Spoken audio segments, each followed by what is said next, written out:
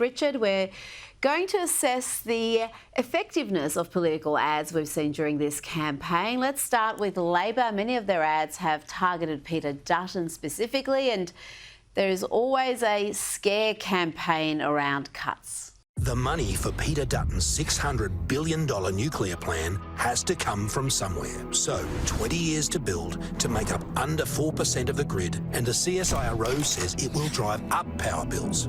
And he'll have to drive up the cost of everything else to pay for it. So under Dutton, your health costs go up. Under Dutton, your tax goes up. Under Dutton, your HECS debt, childcare, medicines, TAFE fees go up. He cuts, you pay.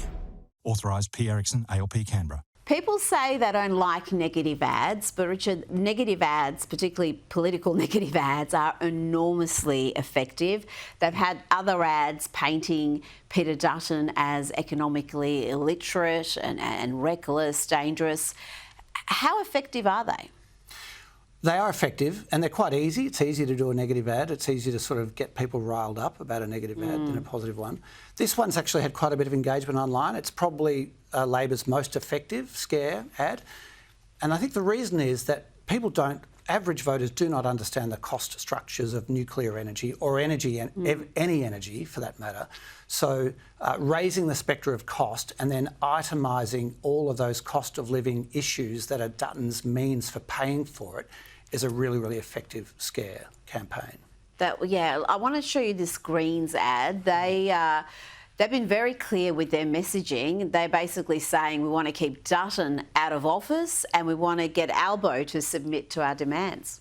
If you're worried about the cost of living, housing or climate crisis, you're not alone. We can't keep voting for the same two parties and expecting a different result. The Greens want change. If you need dental and mental health into Medicare, a rent freeze, cheaper groceries, and you want to make big corporations pay their fair share of tax, we're with you. The Greens are within reach of winning new seats across the country. We'll keep Dutton out and get Labor to act. I guess we shouldn't be surprised that it's overwhelmingly young people in that ad.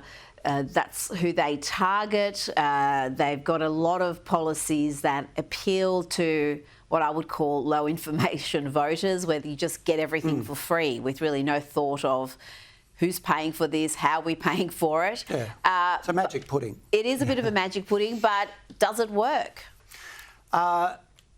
Look, I think we'll see. I think the most likely outcome we are going to have from this election, if the betting markets are to be believed, is a Labor-Greens coalition, right? So what's interesting in that ad as well is that out of 30 seconds, they spend 1 second talking about the environment. And as you say, they make it really, really, really clear we're going to keep Dutton out and we're going to drag Labor to the left. So they're putting all their cards on the table, as much as Albanese doesn't want to admit that that's what's going to happen if the votes fall that way. How do you strike that balance between being able to articulate a position in an ad, say this is what we stand for, but at the same time getting the message through that the other guy is bad news? We've got to be getting rid of Albo or getting rid of Dutton. How do you manage that when you've got limited time, limited budget? Well, the first thing is you don't try to do everything, right? You need to create an overarching narrative that is emotive, that's easy to understand, and that you repeat with all of these different proof points. You can put positive ads, negative ads under it, and people just buy it. I mean, everybody knew in 2008, yes, we can, for Obama. Everybody knows Make America Great Again. If you ask the average Liberal or Labor voter what the line or the overarching theme of either their campaign is, none of them know. And the reason is because they're boring and they keep changing, they keep scattering their messages. Yeah, you're so right. And we saw that also with Tony Abbott's landslide victory, where it was about stop the boats. We knew what the policy was. We knew about cutting carbon tax. It was clear, and it was a clear point of differentiation. Let's have a look at the Libs now. They've put out a rap song. Hey, bring them prices down. This is what we need, because Albo's gotta leave. Albo's gotta leave. Hey, situation is critical. Rent prices are at the pinnacle. Are they trying to make Albo look cool? Because if you watch that, you'd think maybe that was a Labor ad. I know. I struggle to understand what angle they're going for with that. Are they trying to appeal to young voters, appear to be hip and cool? I know. Could the campaign get any dumber? Look, there are two schools of thought. The first one, and I did a bit of a one thing that's great about advertising. There's a lot of Gen Zs in the office. Like, you can always do a straw poll. They all thought it was stupid. They all thought it was like the old man trying to be the cool kid. Oh, yes, yes. Not everyone on TikTok is 18. A toolie, not a schoolie. Yeah, exactly. Not everyone on TikTok is 18, and some 18-year-olds are quite smart and engaged as well. So that's one side of the coin. The other side of the coin is it's like rage bait.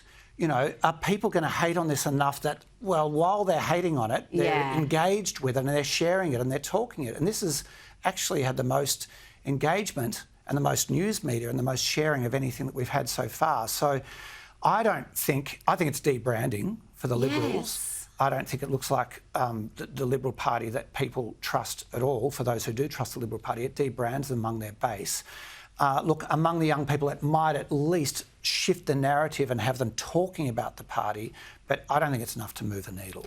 No, and I think that notion that any publicity is good publicity just because it's getting attention, it's successful, is a very, very dangerous point. Yeah, that is, I think, something advertisers say when they come up with bad ads that go viral.